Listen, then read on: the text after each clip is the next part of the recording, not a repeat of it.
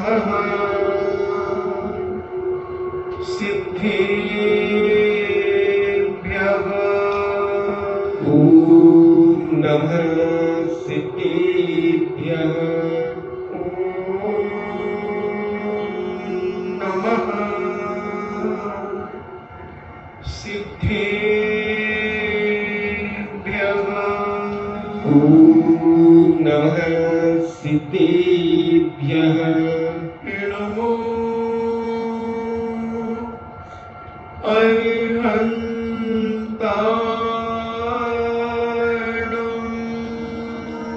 नमो अरिहन्ताणाम्। नमो सिद्धाणम्। नमो सिद्धाणाम्।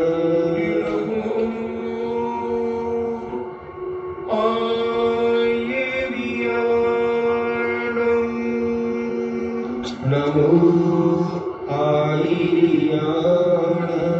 नमो उमज्झायाणम्।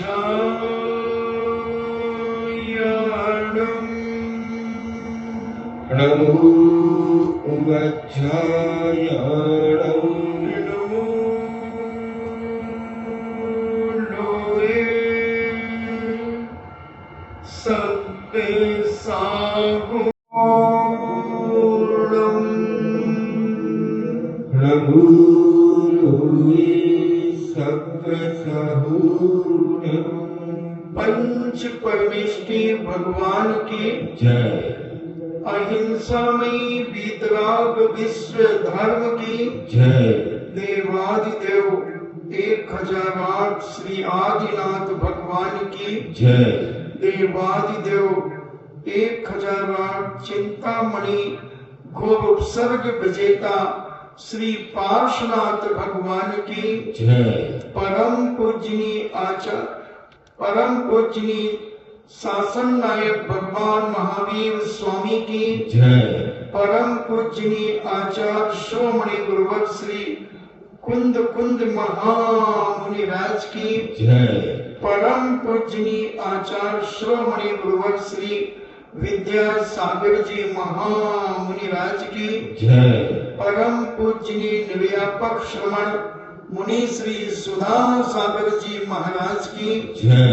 परम पूजनीय 3 कम 9 करोड़ महामुनि राजों की जय। तपोदय अतिशय क्षेत्र की जय। परम पूज्य श्री गंभीर सागर जी महाराज की जय। चर्चा चल रही है संयम की, और जहां जहां संयम होता है वहां अनेक परेशानियां टल जाती है। गाड़ी चलाने वाला चालक अगर संयम तरीके से गाड़ी को चलाता है, अनुशासित होकर के गाड़ी को चलाता है, विवेकपूर्ण तरीके से और अपनी साइड में चलकर के अगर गाड़ी चलाता है तो बहुत सारी दुर्घटनाओं से व्यक्ति बच जाता है। वैसा ही जैनाचार्य कहते हैं, जो साधु संत अगर अपने संयम का निर्दोष पालन करते हैं, अपने जीवन को अनुशासित करके चलते हैं, तो अनेक नए कर्मों के बंध से रुक जाते हैं और उनके जीवन में उस संयम के प्रभाव से अनेक प्रकार के कर्मों की निर्जरा होती चली जाती है। अपन विगत 3-4 दिनों से संयम की चर्चा सुन रहे हैं। अब आता है संयासन शुद्धि, यानी शयन करने के स्थान कैसा शुद्ध होना चाहिए, कितना संयमित तरीके से शयन करना चाहिए। ये सारी बातें हमारे जैनाचार्य प्रत्येक व्यक्ति को बताते हुए उसके जीवन को पवित्र करते हैं। लौकिक में भी देखते हैं अपन सीधा सोने के लिए निषेध करते हैं, उल्टा सोने के लिए भी निषेध किया जाता है, क्योंकि ये दोनों तरीके के सोना अशुभ होते हैं।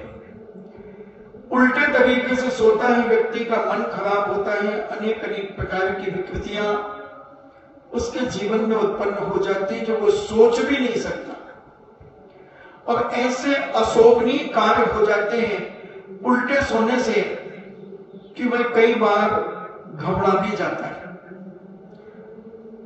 उल्टा सोना बहुत हानिकारक है। वो सारी हानियां हम यहां व्यक्त नहीं कर सकते, समझदार के लिए इशारा काफी होता है। सारी जानकारियां हैं मगर उनको व्यक्तिकरण करने में थोड़ा संकोच होता है। सीधा सोना भी सभ्य नहीं माना जाता। सीधा सोना भी व्यक्ति के लिए अनेक प्रकार की हानियां, और कई बार जब आदमी सीधा सोता है और ऐसे हाथ रख करके सोता है तो उसे कई प्रकार की परेशानियां उत्पन्न होती हैं। जैसे मैं आपको कुछ बताने का प्रयास करूं, जब आप अपनी छाती पर हाथ रख करके सोते हैं तो कभी कभी आपको ऐसा लगता है कि कोई मेरे ऊपर बैठ करके मुझे दबा रहा है। आप चिल्लाना चाहते हैं, आप चिल्ला नहीं पा रहे, आपकी आवाज रुक गई है। कई बार आपको परेशानी होती है कि आप उड़ रहे हैं, उड़ते हुए आपको कई बार महसूस होता है, और कई बार ऐसे उड़ते हैं फिर रुक जाते हैं जैसे पक्षी चलते उड़ते हैं। ये सीधे सोने से बहुत सारी परेशानियां होती हैं। कोई दबा रहा है, उसका कुछ नहीं। आप जब सीधे सोते हैं तो आपकी नसें जो शरीर की हैं वो थोड़े से खिंचाव में आ जाती है, और खून का जो सर्कुलेशन है वो थोड़ा मंद पड़ जाता है, और उसके मंद पड़ने पर आपके हाथ और छाती पर रखे हैं तो आपके अंदर इस प्रकार की विकृतियां उत्पन्न हो जाती हैं। तो सीधा भी नहीं सोना चाहिए और उल्टा भी नहीं सोना चाहिए, हमेशा करवट से सोना चाहिए। उल्टे हाथ की करवट बना करके सोना चाहिए। क्यों? क्योंकि उल्टे हाथ के तरफ हमारा हार्ट होता है, मल की थैली होती है, तो आदमी को जब इस तरीके सोएगा तो उसके हार्ट को रिलीफ मिलेगा और नींद भी अच्छी आएगी। और सीधे हाथ की तरफ सोएंगे तो कई बार नींद भी खुलेगी और भी अनेक परेशानियां होने की संभावना होती है। उठें तो सीधे हाथ की तरफ से उठें, सोएं तो उल्टे हाथ की तरफ सोएं। पैर या तो पश्चिम की तरफ करें या उत्तर की तरफ करें सोते समय, क्योंकि पश्चिम की तरफ पैर करके सोने से ज्ञान की वृद्धि होती है। सूरज अगर पूरब की तरफ आप पैर करते हैं तो तनाव उत्पन्न होता है, आप डिप्रेशन में आते हैं। तो पूरब की तरफ तो सिर होना चाहिए, पैर पश्चिम की तरफ होना चाहिए। जिस तरफ से सूर्योदय होता है वह पूरब कहलाता है। पूरब की तरफ मुंह करके खड़े हो जाएं, जो पीठ मेरी है ये दक्षिण कहलाता है, और दक्षिण की तरफ कभी पैर करके ना सोएं। मेडिकल साइंस के अनुसार भी दक्षिण की तरफ चुंबकीय शक्ति ज्यादा होने के कारण व्यक्ति जब दक्षिण की तरफ पैर करता है तो उसके खून का सर्कुलेशन उल्टा चलने लगता है। दक्षिण की तरफ चुंबकीय शक्ति उसके खून को खींचती है। तो दक्षिण की तरफ पैर कब करते हैं? जब किसी की संलेखना चलती है, संधारा कोई लेता है, या जो बहुत ज्यादा बीमार हो चुका है उस व्यक्ति के पैर दक्षिण की तरफ किए जाते हैं। मृत्यु जल्दी होती है, कहने का मतलब दक्षिण की तरफ पैर करने से उसके आयु के निषेक ज्यादा खिलते हैं। तो बीमार जो ज्यादा अस्वस्थ हो गए, जिनके बचने की कोई उम्मीद नहीं है, उनको दक्षिण की तरफ पैर करा करके सुलाया जाता है। पश्चिम की तरफ ज्ञान वृद्धि होती है। जो बच्चे पढ़ने में कमजोर होते हैं उन बच्चों को पश्चिम की तरफ पैर करके सोना चाहिए, उससे ज्ञान की वृद्धि होती है। उत्तर की तरफ पैर करने से बलिष्ठता आती है। आदमी कमजोर व्यक्ति बलिष्ठता प्राप्त करता है, शक्ति प्राप्त करता है। तो ऐसी ये चारों दिशाओं पर सोने के मुख्य कारण, फिर और भी ईशान आदि कोणों के अलग अलग प्रभाव उनके पड़ते हैं। तो जैनाचार्यों ने कहा कि शयनासन जो आपने उद्देश्य से, यानी आपके उद्देश्य से जो स्थान नहीं बनाया गया है, साधु के लिए कहा जा रहा है कि जो अपने उद्देश्य से नहीं बनाया गया हो, जिसमें किसी प्रकार का कोई आरंभ न हो, कोई काम न चल रहा हो, जहां ठहरने में दूसरों की सम्मति हो, कोई आपको वहां रुकने के लिए मना न करे, और कोई माताएं बहनें नट नाचने वाली नृत्यांगनाएं आदि वहां न रहती हो, और ऐसे शून्यागार जो बिल्कुल खाली हो, गुफा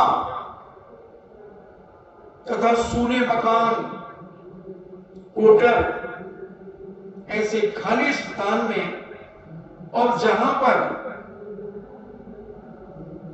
विसर्ग आदि से उत्पन्न खेद को दूर करने के लिए अल्प समय के लिए जो मुनि वहां शयन आसन करते हैं, उसे शयनासन शुद्धि कहते हैं। मुनिराज कहां सोते हैं? जहां महिलाओं का आवागमन हो नहीं, जब किसी भी प्रकार का माताओं बहनों का, बालिकाओं का किसी का भी आवागमन ना हो, और खाली स्थान हो, किसी का छोड़ा हुआ खाली मकान हो, या आप आज की भाषा में जिसे अपन संतशाला कहते हैं, जहां संतों के रुकने के ही स्थान जो होते हैं, गुफाओं में, जंगल में, गुफाओं में सोते थे। कोटर जो बड़े बड़े मोटे पेड़ होते थे, उनमें जो एक ऐसा छेद टाइप का होता था, उस छेद में शयन कर लेते थे। ऐसे अनेक शून्यागार जो बिल्कुल खाली मकान है, सूने मकान में लोग बहुत पहले उस मकान में रहते थे, वर्तमान में खाली पड़ा है, तो उस मकान में रह सकते हैं।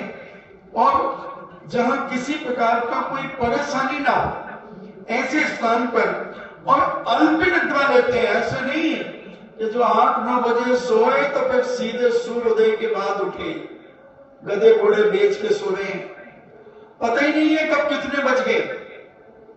सो रहे हैं, जब अभिषेक की घंटियां बज गई, अभिषेक हो गया, फिर भी अभी सो रहे हैं, क्योंकि हम 2 बजे तक वॉलीबॉल खेलते रहे, हम कबड्डी खेलते रहे, हम सतोड़िया सतोड़िया खेलते रहे, हम खो खो खेलते रहे, हम कुछ भी करते रहे। नहीं, ये है ही नहीं समय। सोने का समय और उठने का समय जिस व्यक्ति का निश्चित है, वो व्यक्ति बहुत सारी बीमारियों से अपनी जिंदगी में बच सकता है। बहुत अधिक से अधिक आदमी को 10 बजे तक सो जाना चाहिए। 10 बजे के बाद सोना हमारे स्वास्थ्य के लिए बहुत हानिकारक है, बहुत हानिकारक। तो 10 बजे के बाद वातावरण बदल जाता है। न पढ़ना चाहिए 10 बजे के बाद, और न जागना चाहिए 10 बजे के बाद, क्योंकि 10 बजे के बाद सारी दुनिया के अंदर पाप शुरू हो जाते हैं। शराबी शराब पी करके मस्त हो जाता है, नित्यांगनाएं नृत्य करने में मस्त हो जाती हैं। सारे दुनिया के पाप 10 बजे के बाद शुरू होते हैं, तो सारा वातावरण दूषित हो जाता है। उस दूषित वातावरण में पढ़ने वाले का भले वो कहे कि शांति होती है 10 बजे के बाद और हमें बहुत मन लगता है, ये उसका सोच है। और 10 बजे के बाद पूरा का पूरा विश्व पापमय हो जाता है। ग्रस्त जीवन अपनी गृहस्थी के पाप में उतर जाता है। दुराचारी, पापी, चोरी करने वाले चोर, निशाचर जानवर, मांसाहारी जानवर रात्रि में शिकार खेलने के लिए निकल जाते हैं। अभक्ष खाने वाले लोग अभक्ष खाने के लिए निकल जाते हैं। उससे सारा का सारा वातावरण इतना दूषित हो जाता है कि हमारे मन की एकाग्रता को बिगाड़ देता है। तो जब पापी पाप करे तो सज्जन व्यक्ति उस पाप को न देखता हुआ सो जाता है। और 3 बजे से सारे भारत के, क्या सारे विश्व में जितने भी दर्शनकार हैं, उनके जो साधु संत हैं, उनके मानने वाले जो उपासक हैं, वो 3 बजे से उठना शुरू कर देते हैं। और जो और बड़े बड़े संत होते हैं, वो 2 बजे से उठना शुरू कर देते हैं और अपने ध्यान में बैठकर अपने परमात्मा का स्मरण करते हैं। अपने मंत्रों का जाप करते हैं, अपने प्रभु का गुणानुवाद करते हैं, तो वो दूषित वातावरण शुद्धि की ओर शुरू हो जाता है और सारे पापी 2 और 3 बजे सो जाते हैं। शराबी, जुआड़ी, कवाड़ी जितने भी हैं, ये सब 2-3 बजे के बाद सब सो जाते हैं, क्योंकि पाप करते करते वो थक जाते हैं। और सज्जन पुरुष 2-3 बजे से उठना शुरू हो जाता है। इसलिए मैं 2 बजे कह रहा हूं कि मुझे 1984 की बात का एक स्मरण आ गई। रोहिणी तप रही थी, आपके राजस्थान में रोहिणी कहते हैं, मध्य प्रदेश में 9 तपा कहते हैं। 9 दिन एक ऐसी विशेष गर्मी पड़ती है, विशेष भयंकर गर्मी पड़ती है। तो 1984 में पूज्य आचार्य महाराज पिसनारी की मड़िया में रुके हुए थे। तो मैं साधु संतों की भैया गति करते हुए घर जाने की तैयारी कर रहा था। मैंने सोचा एक नजर पूज्य आचार्य श्री के दर्शन करते हुए पुनः चला जाऊं। आचार्य श्री लेटे तो थे, मगर मुझे लगा कि इनको नींद नहीं आ रही है, क्योंकि पिसनारी की मड़िया में चारों तरफ पहाड़ी पहाड़ी है और दिन भर वो पहाड़ तपते थे तो उनकी लपटें लू जैसे चलती थी। मेरे मन में आया कि चलो देखें। बहुत दबे पैर गया उनके उधर छत के ऊपर, तो वो जाग रही थी। मन हुआ कि कुछ किया जाए। एक नैपकिन लेकर और उससे हवा करना शुरू कर दिया। थोड़ी देर में उनको नींद लग गई और हम हवा करते चले गए। 2 बजे उनकी नींद खुली। अब उन्होंने कहा क्योंकि दिगंबर सच्चा साधु सामायिक में बैठने के बाद फिर वह बोलता नहीं हूं, तो मैंने झूठ बोल दिया। मैंने कहा महाराज जी 11 बजे। उनने ऐसे ऐसे देखा और हमको ऐसे इशारा किया कि 2 बजे, और बिल्कुल ठीक 2 बजे थे। मैंने कहा आचार्य श्री आपने कैसे देखा? तो उन्होंने उत्तर दिशा की तरफ मुझे बताया इशारे से। मैं नहीं समझ पाया। फिर ऐसा किया, इन्हें 7 सप्तऋषि तारे जो होते हैं उत्तर दिशा में, तो वो उन्होंने बताई। हमने कहा कहां है आपकी घड़ी जो आपने 2 बताए? उन्होंने यूं किया, मुझे समझ में नहीं आया। हमने कहा है घड़ी? तो उन्होंने ऐसे किया, इतनी बड़ी घड़ी है। और फिर वो बैठ गए, प्रतिक्रमण आदि करने लगे, ध्यान करना शुरू कर दिया। मैं हवा करने लगा तो इशारा किया जाओ, और मैं आ गया। सुबह मैंने जब पूछा कि महाराज आपको कैसे पता चला कि ये 2 बजे? मुझे तो रात भर इसी में नींद नहीं आई, घड़ी नहीं आपके पास, कुछ भी नहीं। फिर उन्होंने कहा कि एक सप्तऋषि तारे होते हैं और इन सप्तऋषि तारों से समय का पता लग जाता है। तो मैंने कहा मुझे तो आप मुझे सिखाओ। तो बोले घड़ी अपने पास रख करके सो, और जब नींद खुले जब देखो कि वो तारे कहां जाते हैं, कितने बजे कहां पर है, क्योंकि वो घूमते हैं तारे। अभी आप जब यहां से जाएंगे तो आप ऊपर देखना, उत्तर दिशा में इस जगह पर वो सप्तऋषि तारे होंगे। 4 ऐसे आयताकार कोण होगा और 3 ऐसी उसकी पूंछ होगी। जैसे बच्चे पतंग उड़ाते थे, पतंग में पूंछ लगाते, तो उसी प्रकार 4 आयताकार होंगे ऐसा, और 3 कोने में होंगे तारे, वो सप्तऋषि तारे कहलाते हैं। उससे घड़ी देखने का पता लग जाता है। तो 2 दिन 3 दिन के अंदर मैं भी सीख गया था घड़ी देखना पूज्य गुरुदेव के आशीर्वाद से। तो ऐसे शयन करना, तो वो साधु संत जब उठ जाते हैं तो दूषित वातावरण शुद्ध हो जाता है। इसलिए 10 बजे के बाद सो जाना चाहिए और 6-7 घंटे आपको सोने के लिए पर्याप्त है, बहुत पर्याप्त है। तो अगर आप 10 बजे सोते हैं तो आप 5 बजे 7 घंटे आपके हो जाते हैं, आप खूब आराम से सोते हो, कितने भी थके हो। और नींद थकान को मिटाने के लिए ही ली जाती है। वैसे तो नींद 48 मिनट से ज्यादा किसी को आती नहीं। 48 मिनट के बाद नींद उसकी खुलेगी, उसके शरीर में कोई ना कोई हलन चलन होगी, वो जगेगा। कुछ बड़बड़ा भी सकता है, अंगड़ाई ले सकता है, हिल सकता है, करवट बदल सकता है, कुछ भी हरकत करेगा। 48 मिनट से ज्यादा कोई सो ही नहीं सकता। ये जैन दर्शन का आकाश सत्ता है। आप देख रहे एक आदमी को सोते हुए और निगरानी रखो उसके ऊपर, कैमरा लगा दो।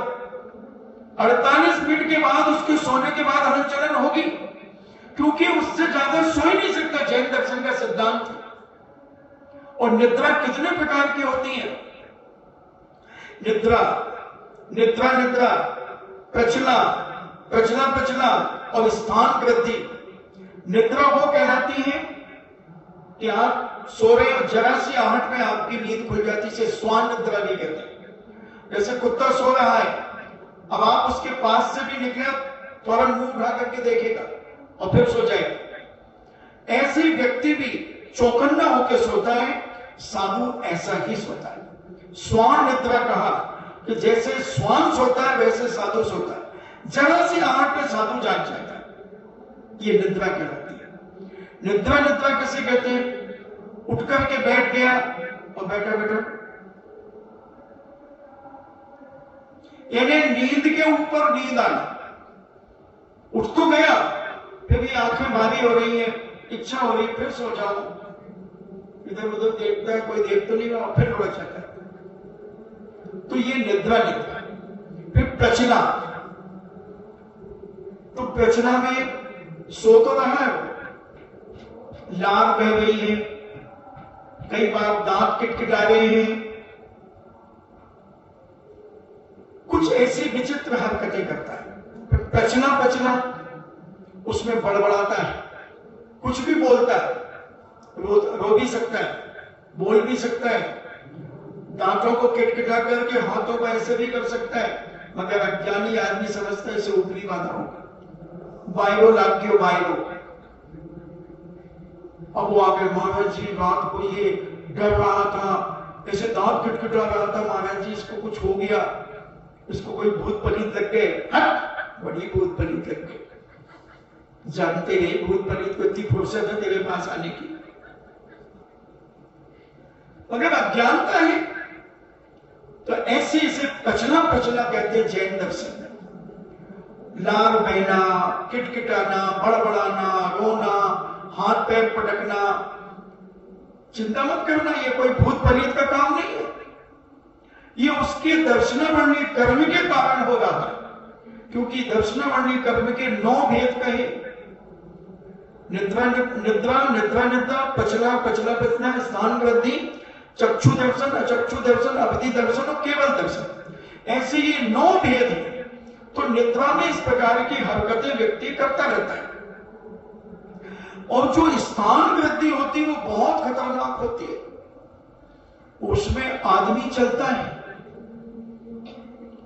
सो रहा है, नींद में वो चलता है कमरे में, अगर कमरा बंद है तो, और कमरा खुला हो तो वो नींद में चला जाए, कहीं भी जा सकता है नींद में, और ऐसी हरकत कर सकता है और उसे पता ही नहीं कि मैं क्या कर रहा है। पूज्य आचार्य ज्ञान सागर जी महाराज ने अपने शिष्य मुनि श्री विद्यासागर जी महाराज को 2 संस्मरण सुनाए थे अपने ब्रह्मचारी अवस्था के। वो मैं आपको स्थान वृद्धि के संबंध में सुनाता हूं कि उनकी जब वो बनारस में पढ़ते थे पंडित घूरामल जी, तो उनके साथ के जो बच्चे थे वो सब एक हॉल में सोते थे, छात्रावास था। तो एक बच्चा सुबह देखे कि उसका पैजामा, उसकी कमीज पूरी गीली होती थी। तो बच्चों ने सोचा कि अगर ये सुसु भी करता तो पैजामा गीला होना चाहिए, कमीज गीली क्यों हो जाती है? इसके अंदर की बनियान भी गीली होती है, पूरा पैजामा गीला होता है, क्या कारण है? तो 3-4 बच्चों ने सलाह की कि अपन सोने का बहाना करते हैं आज और ये देखते हैं रात को क्या करता है। और वो उठा, नींद में उठा, उसे कुछ नहीं पता कि मैं क्या कर रहा हूं और उसे तैरना भी नहीं आता था। और वो रात को उठा और गंगा की तरफ चला गया और ये बच्चे 20-25 कदम पीछे उसके पीछे पीछे जा रहे थे और वो गंगा के वहां गया और कूद गया पानी में और तैरता हुआ उस तरफ चला गया और लौट करके आ गया। तो जब ये चिल्लाए, अरे तुझे तो तैरना भी नहीं आता, उसकी नींद खुल गई और वो डूब करके मर गया। नींद में इतने भयानक काम हो जाते।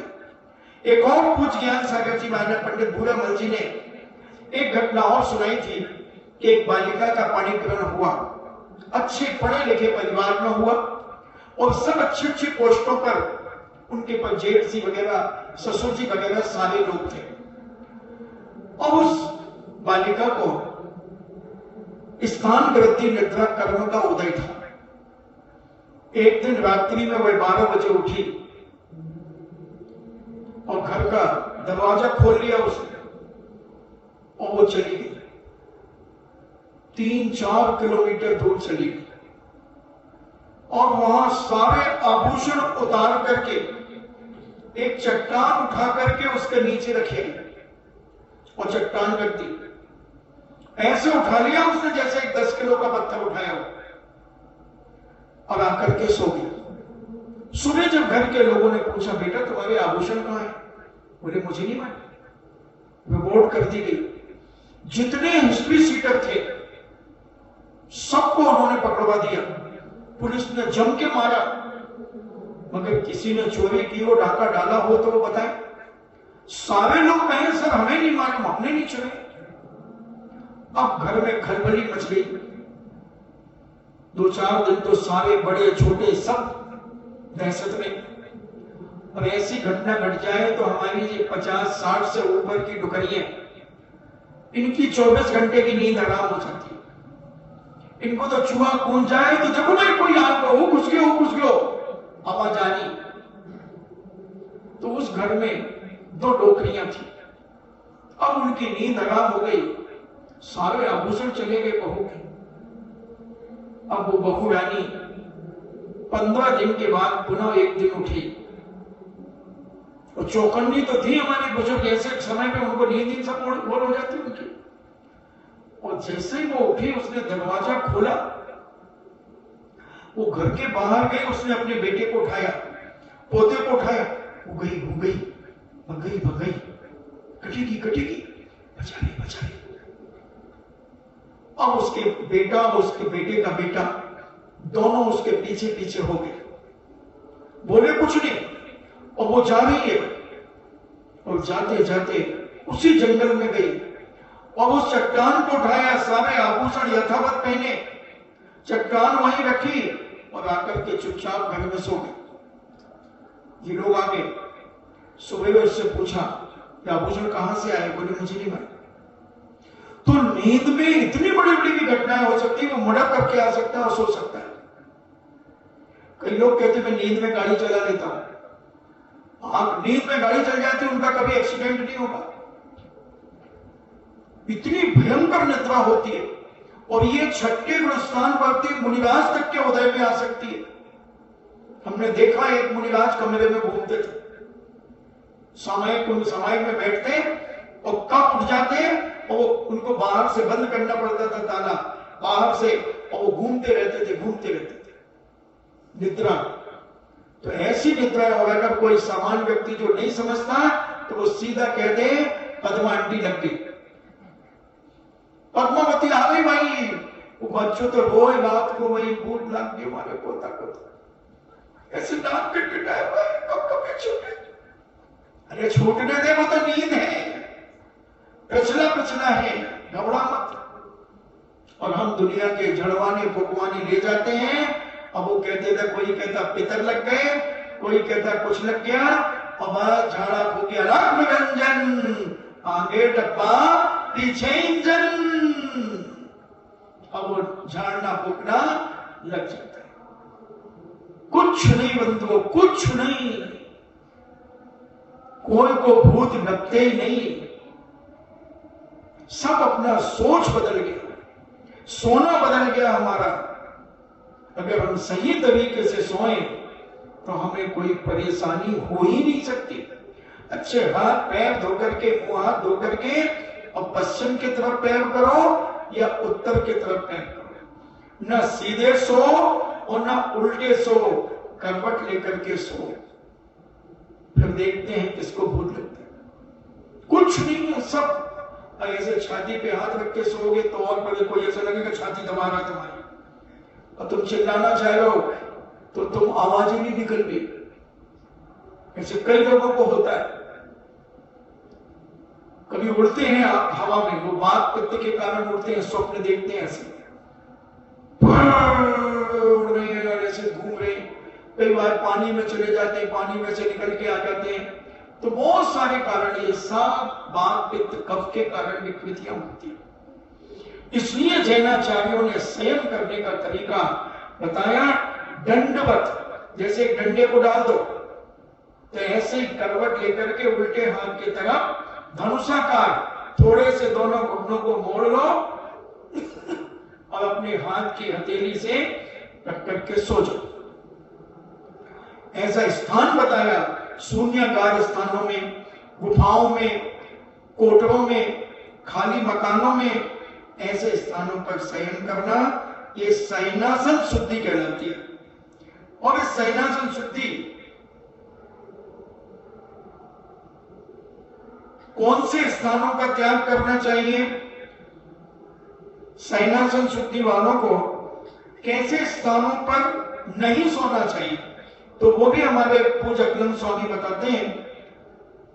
शैया और आसन की शुद्धि में तत्पर साधु को स्त्री, क्षुद्र, चोर, जुआरी, शराबी, पक्षियों को पकड़ने वाले शिकारी आदि पापी जनों के स्थान में वास यानी निवास नहीं करना चाहिए, तथा श्रृंगार, विकार, आभूषण, उज्जवल भेष, वेश्या की क्रीड़ा से अभिराम, सुंदर गीत, नृत्य, वादित्र आदि के व्याप्त शालाओं आदि में रहने का त्याग करना चाहिए।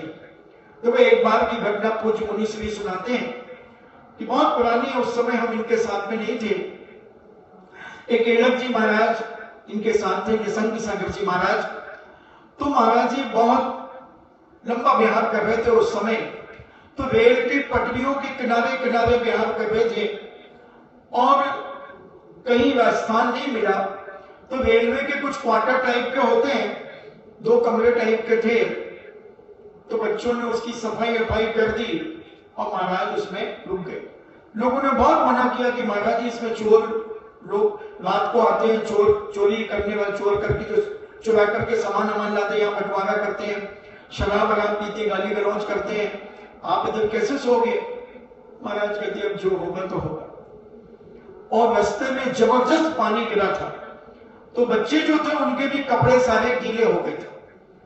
तो महाराज ने कहा काम करो बच्चों, तुम बीमार हो जाओगे, अंधेरा तो है कमरों में, तो सब कपड़े खोल दो और कपड़े डाल दो एक तरफ और तुम सब सो जाओ चटाई बिछा करके। अब रात को वहां वो डाकू चोर जो आए,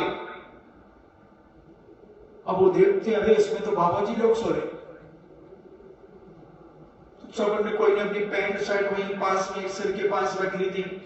तो महाराज 2 महाराज थे, तो उनकी पीछे तो एक देखो नहीं तो सारे नंगे नंगे हैं, जैन साधु होंगे, सारे जैन साधु होंगे। और वो जो चोर लुटेरे थे वो वहां से चले। तो अगर मान लो खूंखार होते तो मारपीट भी कर सकते थे, कुछ भी कर सकते थे। इसलिए कौन से स्थान पर शयन नहीं करना, तो ये उन्होंने बताया। अब ऐसे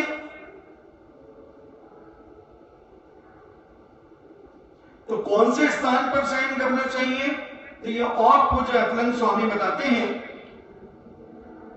संयुतों को अकृत्रिम पर्वत की गुफाओं में, यानी जो गुफा बनाई नहीं गई हो, अपने आप प्राकृतिक बनी हो, जैसे नारेली में अपने आप एक गुफा बनी है पहले से पहाड़ी में, तो ऐसी वृक्ष की कोटल में, कृत्रिम शून्यागार, किसी के मकान खाली पड़े हैं, छोड़े हुए घर आदि में जिसमें कोई रहता आदि नहीं है, ऐसे स्थानों में रहना चाहिए जो उनके उद्देश्य से नहीं बनाए गए हों, जो पर्टिकुलर महाराज के लिए नहीं बनाए गए हों।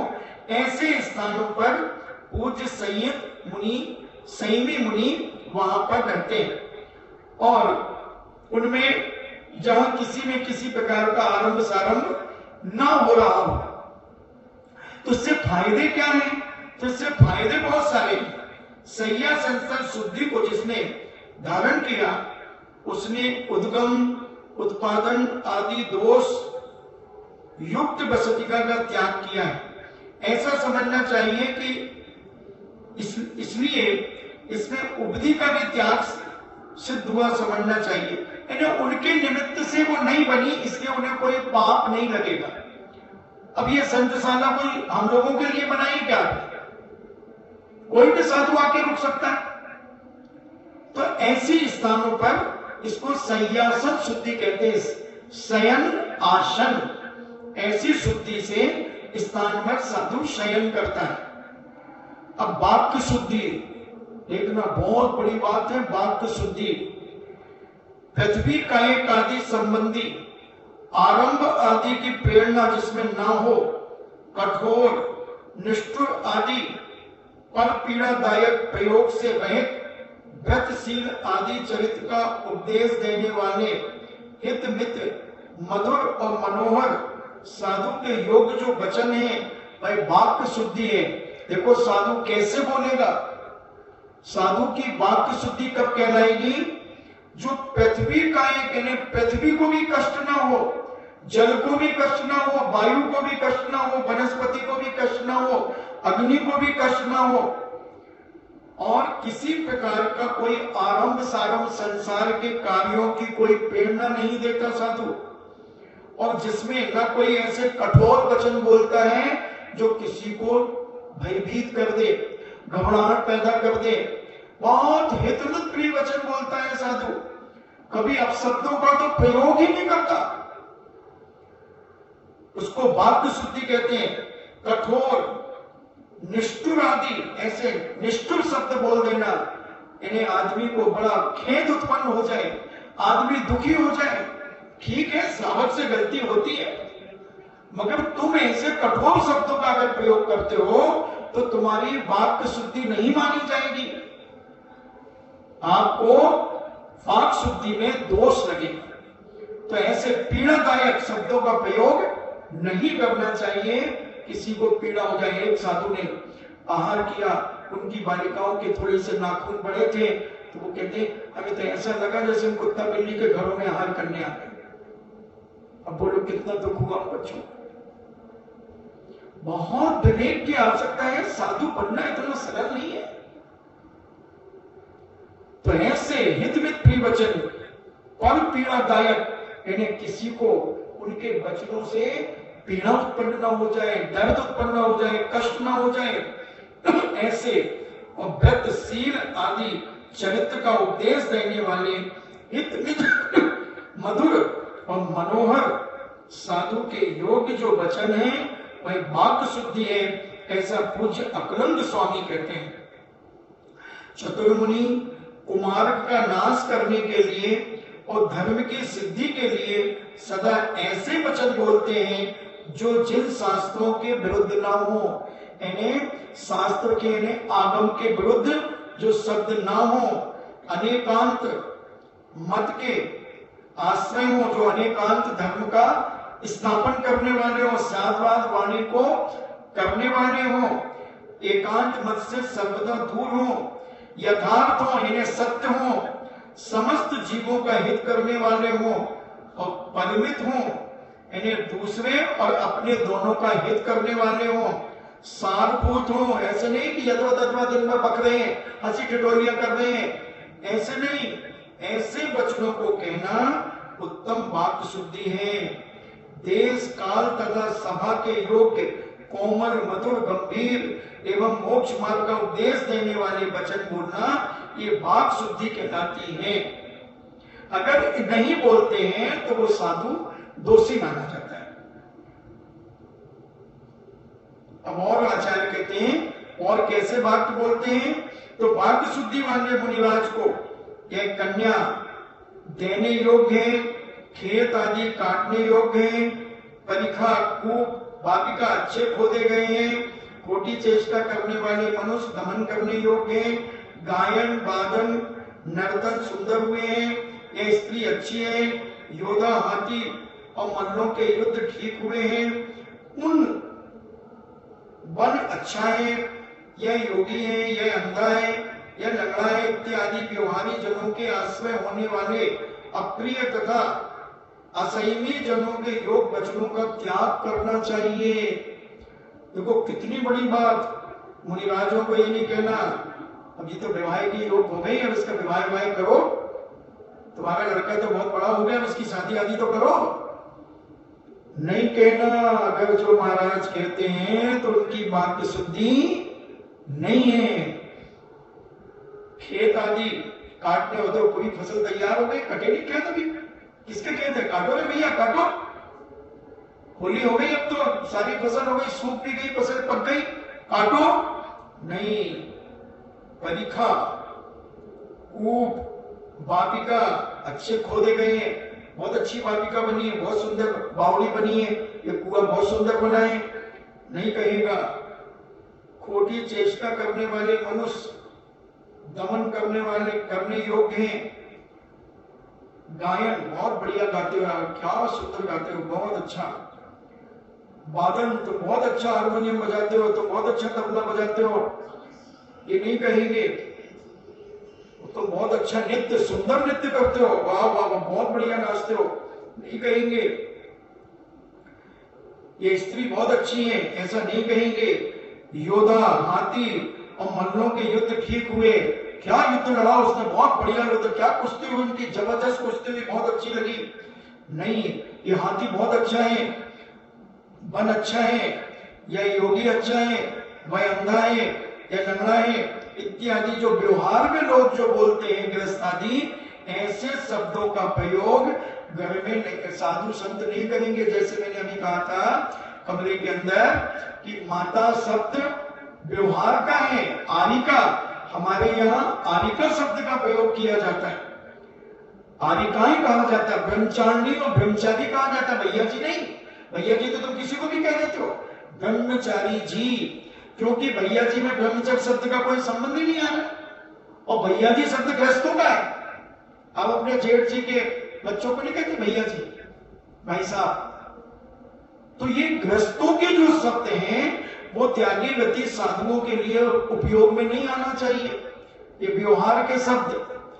आप ये बताओ कि उनके ब्रह्मचर्य की गरिमा कहां झलक रही है भैया जी शब्द में, बताओ मुझे, दूर दूर तक कहीं नहीं है, किसी को भी भैया जी कहा जा सकता है। इसलिए ब्रह्मचारी जी 10-20 हो तो फिर ब्रह्मचारी जी फलाने, ब्रह्मचारी जी ये, ब्रह्मचारी जी वो, ऐसे ऐसे दीदी दीदी, अब दीदी तो तुम अपनी उनको भी, ननद को भी दीदी कह देती हो, जीजी दीदी भाई साहब, क्या क्या कह देते हो, नहीं ब्रह्मचारिणी जी, ऐसे शब्दों का प्रयोग करो जो लौकिक भाषाओं में प्रयोग न किया जाता हो, गृहस्थों में जो शब्द प्रयोग नहीं किए जाते हो वो शब्द कहना चाहिए। अगर आनिकाओं को तुम माता जी कहते हो तो मुनि महाराज को पिताजी को क्यों नहीं कहते पिताजी? सोचो, विचार करो, ये सब रूढ़ियां चल गई हैं। तो अपन तो पढ़े लिखे समझदार लोग हैं, अपन इन रूढ़ियों को मिटा सकते हैं। और पहले नहीं कहा जाता, अभी 50 साल 40 साल से ये कहने लगे हैं माता जी। बाकी आरिका शब्द का प्रयोग था और अरिचिका का प्रयोग था। मेरे बहुत अच्छे से ध्यान है, जब पहले आरिकाएं आती थी तो ये कहा जाता था देखो 2-3 आरिकाएं आई हैं, चौके किस किस के लग रहे हैं पता कर लो, अरिचिका आई है या त्यागी व्रती आए हैं, ऐसी चर्चा होती थी। मगर हम लौकिकता में इतने उलझ गए, साधु भी लौकिकता में इतना पड़ गया कि वह भी गृहस्थियों के शब्दों का प्रयोग करने लगा। इनसे बचो, नहीं तो लोभी गुरु लालची चेला ओए नरक में ठेलम ठेला WWF होगा। तो जो वचन विनय से रहित हैं, धर्म से रहित हैं, विरुद्ध हैं, जिनके कहने का कोई कारण नहीं है, ऐसे वचन दूसरों के द्वारा पूछने पर न बिना पूछे मुनिराज कभी नहीं बोलते। यद्यपि नेत्रों से अनेकों अनर्थ देखते हैं, बहुत सारी चीजें देखते हैं, कानों से बड़े बड़े अनर्थ सुनते हैं, और अपने हृदय में सार असार समस्त पदार्थों को जानते हैं, तथापि वे सदा गूंगे के समान रहते हैं। कभी बोलते नहीं ऐसे शब्द जो गृहस्थों के काम आते हैं, उनको नहीं बोलते। जो कभी किसी की निंदा नहीं करते और न स्तुति करने वाली बात करते हैं, वे मुनिराज स्त्री कथा आदि भी कथाओं को न कभी कहते हैं और न कभी सुनते हैं, वो वाक शुद्धि कहलाती है। तो ये अनेक वाक शुद्धि से भी बहुत सारे फायदे हैं। ये वाक शुद्धि गुण रूपी समुद्र को बढ़ाने के लिए चंद्रमा की किरण कही गई है। इन्हें जो साधु की वाक शुद्धि होती है, तो उसके लिए कहा कि जैसे समुद्र का पानी बढ़ाने के लिए चंद्रमा की किरणें होती हैं, ऐसे ही साधु के गुणों को, उसकी इज्जत को, उसकी विनय को बढ़ाने में ये वाक शुद्धि बहुत बड़ा एक कारण होती है। वाक शुद्धि सब सर्व संपदाओं का आश्रय है। जिसकी वाक शुद्धि अच्छी होती है, उसको सब लोग अच्छा कहते हैं, मान सम्मान अच्छा देते हैं। भैया बहुत अच्छा बोलते हैं, कितना साफ सुथरा बोलते हैं, स्पष्ट बोलते हैं, और ऐसे व्यक्तियों को अच्छा सम्मान मिल जाता है।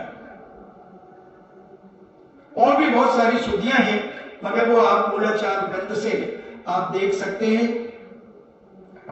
ऐसा पूज्य मूलाचार ग्रंथ में भट्टकेर स्वामी ने अनेक प्रकार की शुद्धियों के संबंध में कहा है। और भी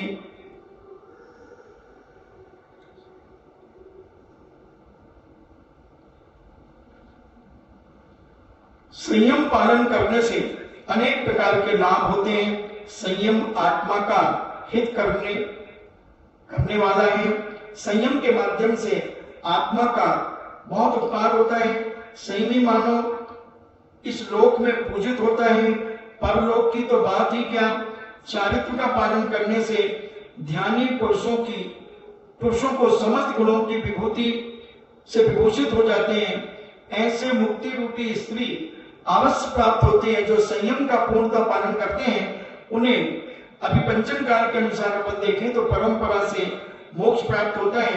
संयम से समस्त कर्मों का संभव होता है, समस्त कर्मों की निर्जना होती है, समस्त गुणों के समूह प्राप्त होते हैं और वाणी के अगोचर सुख प्राप्त होता है।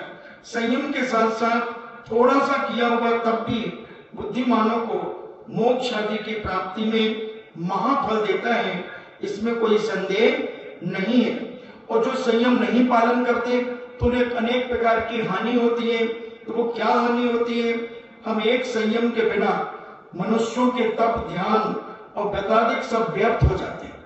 कि वो कितनी भी तपस्या कर ले, बड़े बड़े उपवास कर ले, सब कुछ कर ले, और संयम अगर उसके जीवन में नहीं है तो वो सब व्यर्थ है, बेकार है, सार्थक नहीं होते।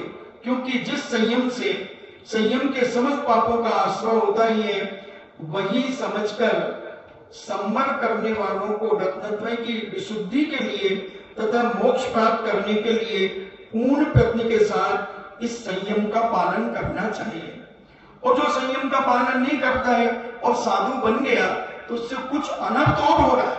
जैसे हम उदाहरण देते हैं कि एक सामान्य व्यक्ति ने चोरी की, एक भूखा था 4 दिन का, उसने 5 पैकेट बिस्कुट के चुरा लिए या ब्रेड के पैकेट चुरा लिए। एक पुलिस वाले ने चुरा लिए, और एक कियाई ने चुरा लिए, एक मजिस्ट्रेट ने चुरा लिए 5 पैकेट, एक कलेक्टर ने चुरा लिए।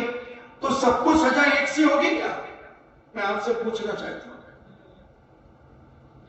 सजा सबको अलग अलग होगी। उसने क्यों चुराया? क्योंकि वो 3 दिन से भूखा था, इसलिए उसको आदमी कहेगा क्यों चुराया तूने? तेरे बाप के थे? भैया मैं 3 दिन से भूखा था, इसलिए मैंने चुराए थे, हट यहां से। उसको धुतकार के भगा दे। पुलिस वाले ने क्यों चुराई?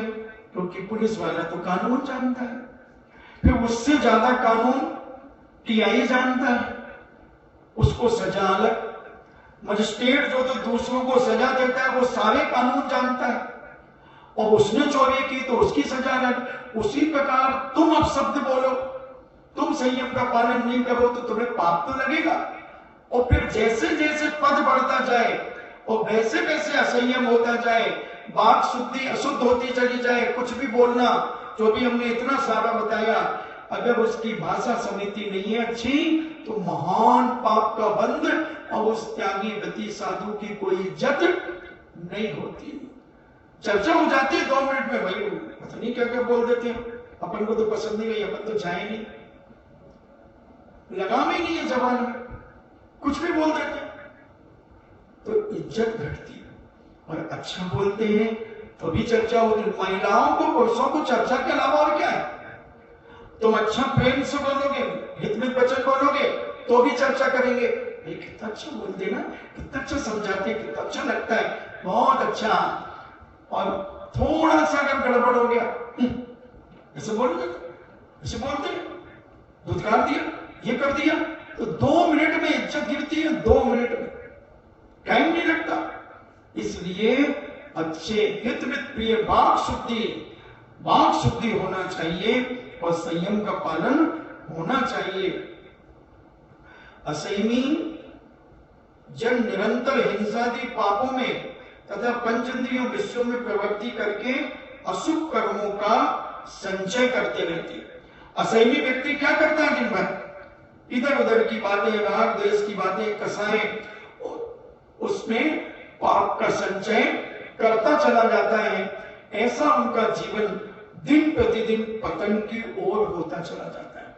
इसलिए वाक शुद्धि, संयम धर्म की बात जो अपन चल रही है, इस संयम के प्रभाव से व्यक्ति अपने कर्मों की निर्जरा करता है और स्वयं पूजनीय बनता चला जाता है।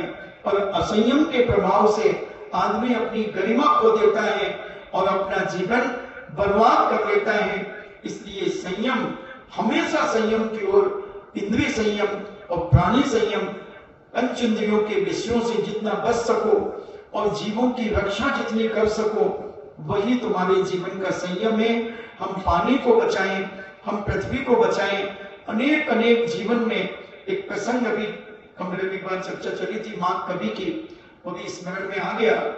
तो क्या हुआ कि माँ कवि बहुत ज्ञानवान थे, उन्हें सारे उपमा अलंकार जितने भी रस थे वो सारे उनके साहित्य में थे, मगर वो जो लिखते थे वो काट देते थे, और अच्छा लिखेंगे, और अच्छा लिखेंगे, तो इधर लिखते वहां काट देते, यहां लिखते वहां काट देते। वर्षों हो गए।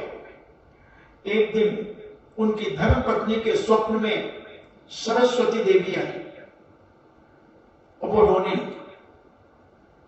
तो उनकी धर्मपत्नी ने पूछा, मां आप क्यों रो रही हो और आप कौन हो? क्या हुआ आपको, क्या कष्ट है? बोले मैं सरस्वती हूं और तुम्हारे पति के रग रग में विद्यमान हूं। बोले फिर आपको कष्ट क्या?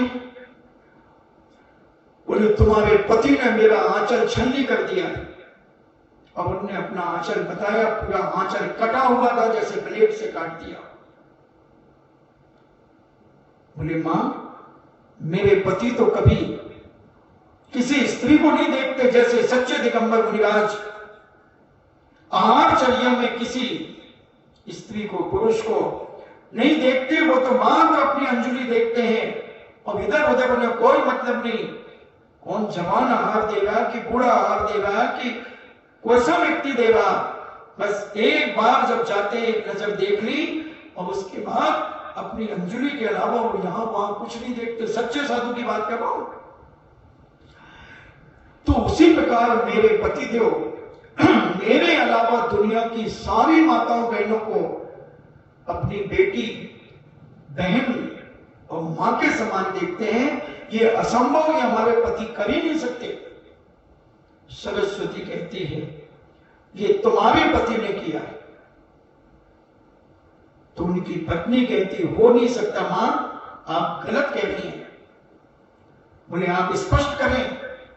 फिर उन्होंने कहा कि वो जो लिखते हैं वो काट देते हैं, जो लिखते हैं वो काट देते हैं। तो इसलिए मैं तुम्हें उलाहना देने आई हूं कि वो इतने ज्ञानवान हो गए, इतने ज्ञानवान हो गए हैं कि वो जो भी लिखते हैं वो काट देते हैं। मेरा अपमान है और ये मेरा आंचल उन्हीं के द्वारा काटा गया है। तो बोले मां, उनकी बुद्धि को कम कैसे किया जाए, उनकी बुद्धि को कम कैसे किया जाए? तो उन्होंने कहा उन्हें जमी कंद की सब्जी खिलाओ, आलू, प्याज, लहसुन, जो जमीन के नीचे जो चीजें होती हैं वो बुद्धि को छीण करती है। और जब मां कवि की धर्मपत्नी ने उन्हें जमी कंद की सब्जी खिलाई, उनकी बुद्धि छीण होने लगी और वो अपने जीवन काल में केवल एक शिशुपाल वध नाम का एक ग्रंथ लिख पाए, इसके अलावा कुछ नहीं लिख पाए, कुछ नहीं लिख पाई है। मैंने लगभग 2001 या 2 में पूरा लेख आया था पेपर में, मैंने वो पढ़ा था तो मुझे याद आ गया था। कल परसों ऐसी चर्चा चली थी तो मुझे याद आया। तो उनकी बुद्धि छीण हो गई। और आप खुद देखें कि आज से 25 साल पहले आपके घरों में आलू, प्याज, लहसुन जब नहीं आता था तो आपके घरों में कितना विनयशीलता थी, बड़ों का कितना आदर सम्मान था, कितनी विनय से लोग बातचीत करते थे। और जब से ये आलू, प्याज, लहसुन तुम्हारे घरों में आए हैं, लोगों की स्वतंत्रता, स्वच्छंदता बढ़ गई, बड़े छोटे का अदब खत्म हो गया, विनय खत्म हो गई, सब एक दूसरे से मुंह लग करके बात करने लगे, क्योंकि अभक्ष खाने लगे, अभक्ष खाने लगे। पहले केवल मुसलमान, सिंधी और पंजाबी और भी जो छोटे लोग थे वो लोग आलू, प्याज, लहसुन का प्रयोग करते थे। उनके घरों से ऐसे बदबू युक्त बघार की गंध आती थी।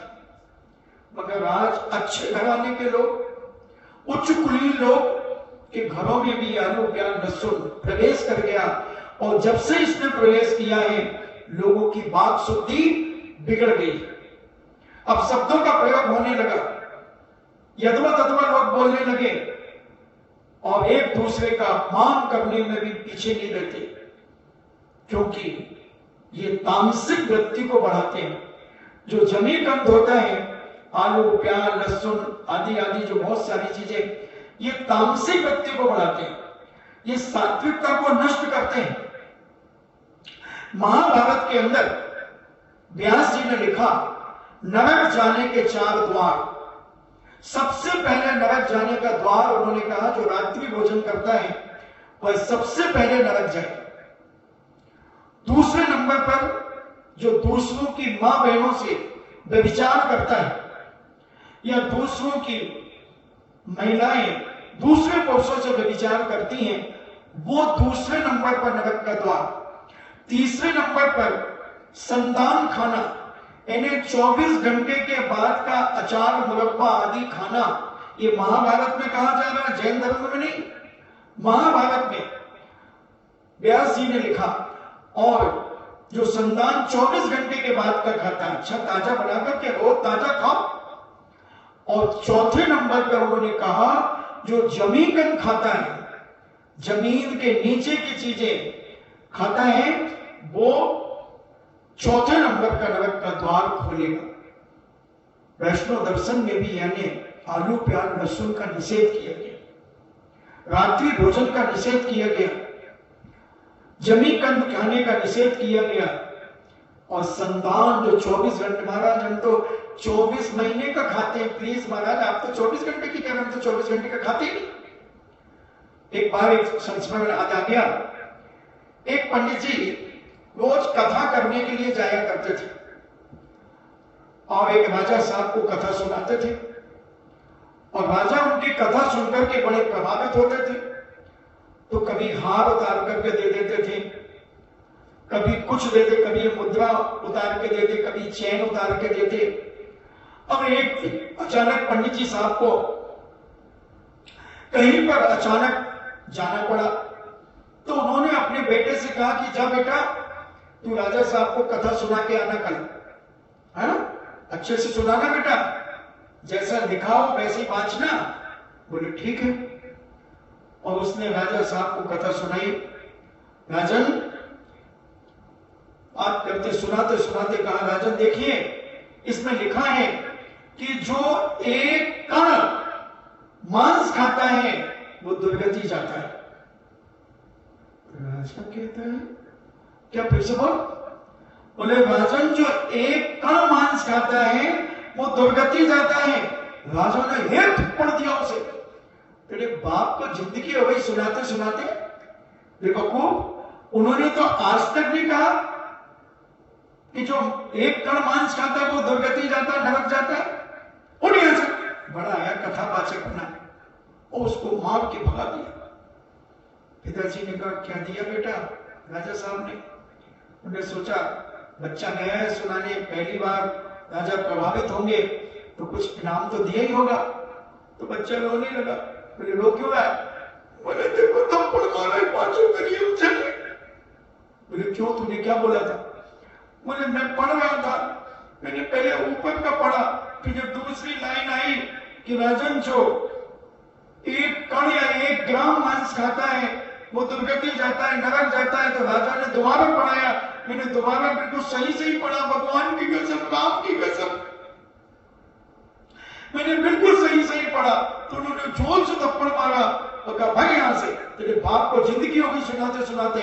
उन्होंने आज तक बोले बुद्धू, पंडित का बेटा बुद्धू, देख इसी लाइन पर मैं अभी राजा साहब से अगर ना हार लेकर के आया तो तू देखना। ठीक है।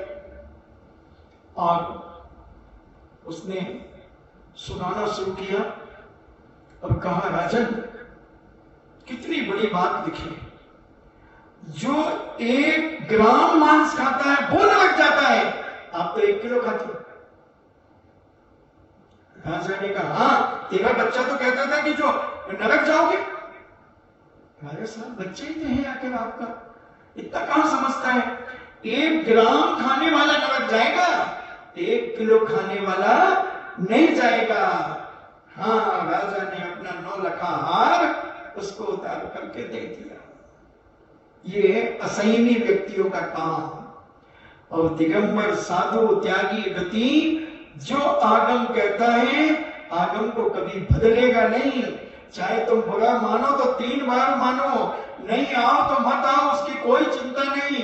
जो जिनवाणी कहती है वही कहा जाएगा। बुरा लगे सो 3 बार लगे, उसकी चिंता नहीं करता सच्चा साधु। क्योंकि हमने कहा था ना, धर्म नाशे क्रिया ध्वंसे सुसिद्धांत विप्लवे अस्पष्टे कभी वक्तव्यम सत्स्वरूप प्रकाश में। ऐसा पूज्य सुखचंद्र महाराज ने अपने ज्ञानार्णव ग्रंथराज के अंदर सत्य धर्म की बात करते हुए लिखा, धर्म नाशे, जहां धर्म का नाश हो रहा हो, क्रिया नाशे, जहां क्रिया का नाश हो रहा हो, धर्म नाशे क्रिया नाशे सुसिद्धांत विप्लवे, जहां सिद्धांत को रट पलट किया जा रहा हो, वहां स्पष्ट वक्तव्यम सत्स्वरूप प्रकाश ने, वहां स्पष्ट करके सत्य के स्वरूप का प्रकाशन करने के लिए गंगे की चोट पे बोलना चाहिए। और जो वक्ता नहीं बोलता वो वक्ता पने से भ्रष्ट माना जाता है, वो जिनवाणी की गद्दी के बैठने के योग्य नहीं है। जो मुंह देखी बातें करता है कि अगर मैं सही सही कह दूंगा तो ये कल से मेरे पास आएगा नहीं, तो ठीक है इसकी हाँ में हाँ मिलाते जाओ। नहीं, अगर ऐसा कोई करता है तो वो वक्ता ही नहीं, वो साधक ही नहीं, वो त्यागी गति ही नहीं। इसलिए संयम का जैन दर्शन में बहुत महत्व है। संयम की बात अपन ने सुनी 4-5 दिन, अब अपन कल तप की चर्चा सुनेंगे। तब क्या होता है, हालांकि तब हम पहले बता चुके हैं, उतना विस्तार से बताने की जरूरत नहीं होगी। फिर भी और आचार्यों ने तप के संबंध में क्या कहा है उसको भी अपन समझने की रखेंगे। ऐसी मंगल भावना के साथ जिनवाणी स्तुति।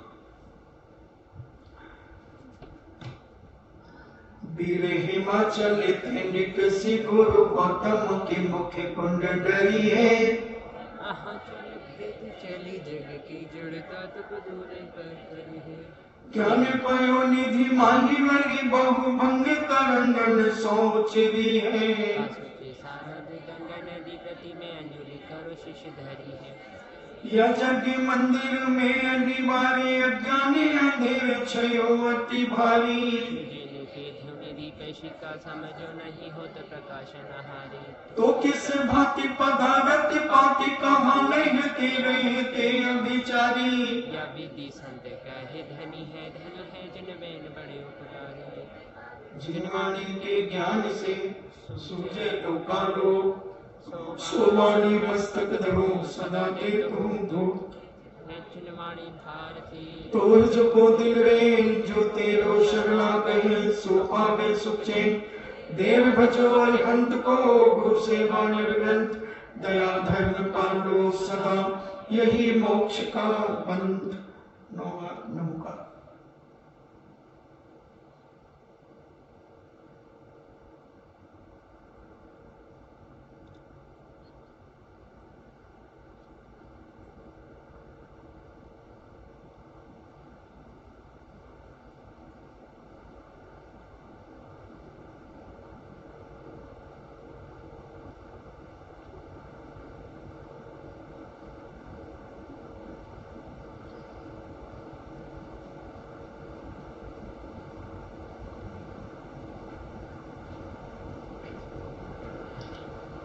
परम पूज्य द्वादशांग जुनवाणी माता की सुत देवता